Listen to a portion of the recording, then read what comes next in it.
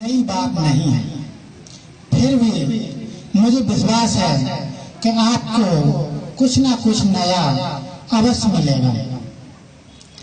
परमात्मा का परिचय समझने के लिए हमें 5-7 बातें विशेष ध्यान में रखना होता है। नाम, रूप, गुण, कर्तव्य, निवास स्थान, संबंध एवं प्राप्ति। जिसमें भी शिव बाबा का परिचय के लिए 2 बातें और जरूरी हैं। वो है एक अवतरण, क्योंकि सबका जन्म होता है, उसका अवतरण होता है, तो इस चीज को भी हमें समझना जरूरी है। तो सबसे पहले समझना है कि भगवान जो है किसको कहा जाता है, परमात्मा किसको कहा जाता है। तो भगवान जो है वह एक है। कहावत भी है, गॉड इज वन, सबका मालिक एक। गुरु नानक जी ने भी कहा एक ओंकार निराकार। गुरु नानक जी ने यह भी कहा सर्व का सदगति दाता एक, सदगुरु अकाल, दाता एक। और जब हम भगवान सब पर गौर करते हैं तो भगवान एक वचन है और देवताएं बहुवचन है। तो भगवान एक है और वह कैसा है? ज्योति स्वरूप। कृष्ण ने कहा गॉड इज लाइट, मुस्लिम धर्म में कहते हैं नूर इलाही। गुरु नानक जी ने भी कहा एक ओंकार निराकार। निराकार का अर्थ नहीं है कि उसका कोई आकार ना, निराकार अर्थात वह शरीरधारी नहीं। उदाहरण के तौर पर जब हम कहते हैं कि यह कमरा बड़ा है तो अवश्य हम उसको छोटे कमरे की तुलना में बड़ा करते हैं। अगर हम उसी कमरे की तुलना किसी बहुत बड़े कमरे से करें तो जिसे हम बड़ा कह रहे हैं उसे भी छोटा कहना पड़ेगा। तो बड़ा, छोटा, मोटा, पतला आदि विशेषण एक दूसरे की तुलना में प्रयोग किए जाते हैं। ऐसे ही निराकार शब्द भी साकार की तुलना में प्रयोग किया जाता है। निराकार का अर्थ है शारीरिक आकार से रहित। इसे ही अंग्रेजी भाषा में इनकॉर्पोरियल कहा जाता है, अर्थात जिसकी दैहिक आकृति ना हो। इसके बाद में आप देखेंगे हिंदू धर्म में ज्योतिर्लिंग कहते हैं, 12 ज्योतिर्लिंग फेमस हैं। अब आप गीता में देखिए तो उसे अव्यक्त मूर्त कहा गया है। अध्याय 9 श्लोक 4। अव्यक्त मूर्त माना प्रकाश में, अव्यक्त माना अशरीर, और मैं सूक्ष्म अति सूक्ष्म सूर्य भय और ज्योति स्वरूप हूँ। अध्याय 8 श्लोक 9। महाभारत में भी कहा गया है कि सर्वप्रथम एक अव्यक्त अंडाकार ज्योति प्रकट हुई जिसने प्रजापिता ब्रह्मा को रचा। ब्रह्मा के द्वारा सृष्टि की रचना हुई। महाभारत आदि अनुक्रम 29, 30, 31, 32।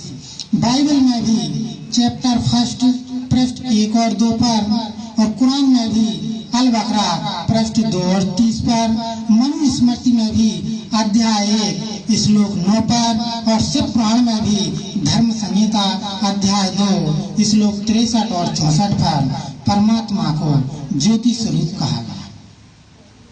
तो यहाँ हमें भगवान और देवताओं में अंतर समझना होगा। भगवान एक है और देवताएं अनेक हैं।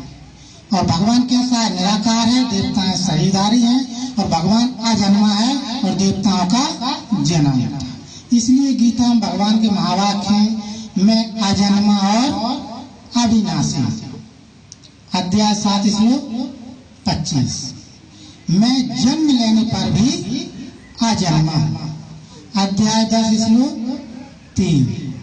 मैं अजन्मा हूँ और चर्म चक्षु के लिए अप्रत्यक्ष हूँ। अध्याय 11 श्लोक 8। और मेरा जन्म दिव्य है। अध्याय 4 श्लोक 9। तो परमात्मा कैसा है? अजन्मा है, उसका जन्म नहीं होता। तो उसका क्या होता है? अवतरण होता है। इसलिए गीता में भगवान के महावाक्य हैं कि वे प्रकृति को अधीन करके एक साधारण मनुष्य के तन में आविष्ट प्रविष्ट होते हैं। प्रकृति माना ये 5 तत्वों का शरीर। गीता में भगवान के महावाक्य हैं कि शरीर प्रकृति का बना। अध्याय 13 श्लोक 20।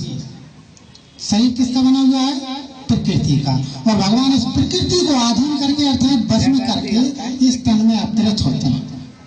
अध्याय 9 श्लोक 8, अध्याय 7 श्लोक 24, अध्याय 7 श्लोक 25, अध्याय 9 श्लोक 11 और अध्याय 4 श्लोक 6। तो भगवान अवतरित हो गए, तन में आ गए। अब जिस तन में वह प्रवेश करते हैं उसे नाम देते हैं प्रजापिता ब्रह्मा।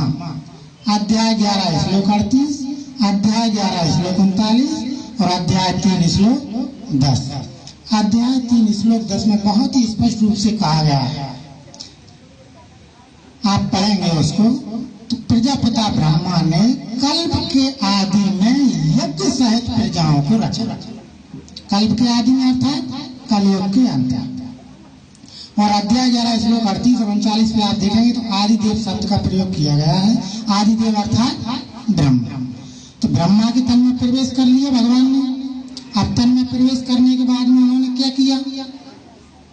तन में प्रवेश तो कर लिया, सभी जानते हैं। अब क्या किया उन्होंने?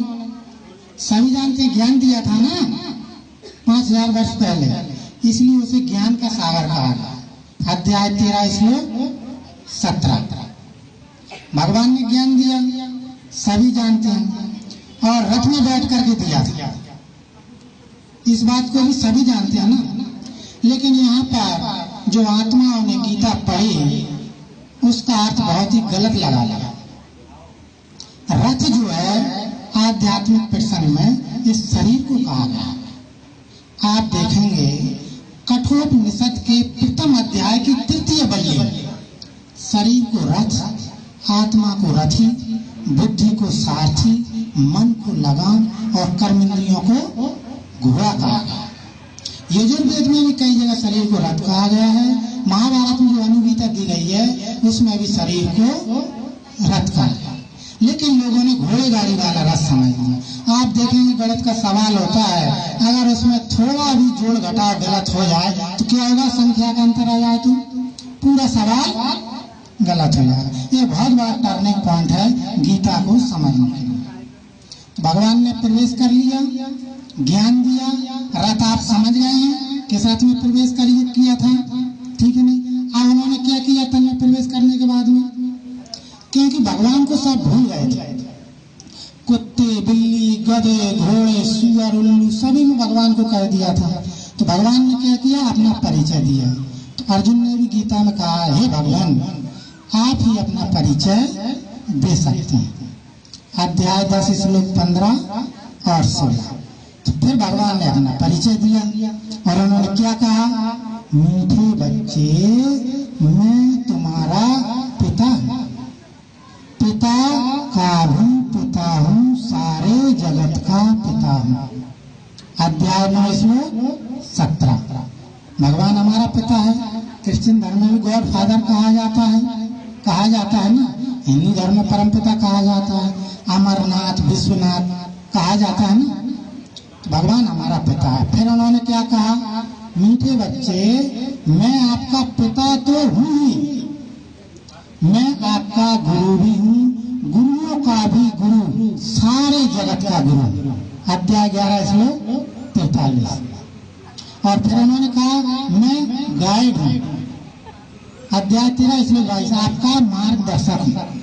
आप जो श्लोक है 13 अध्याय 13 श्लोक 22 में प्रथम लाइन में देखें तो अनुमंता शब्द का प्रयोग किया गया। अनुमंता अर्थात गाइड। तो भगवान हमारा पिता है, गुरु है और क्या है? गाइड भी है। आप गीता का प्रथम पृष्ठ देखेंगे, जैसे ही पन्ना पलटेंगे तो उसमें पहला श्लोक है, तुम्ही भी माता पिता तुम्ही हो और तुम्ही भी बंधु सखा तुम्ही हो और तुम्ही भी विद्या द्रवम तुम्ही हो और तुम्ही भी सर्वम मम देव देव।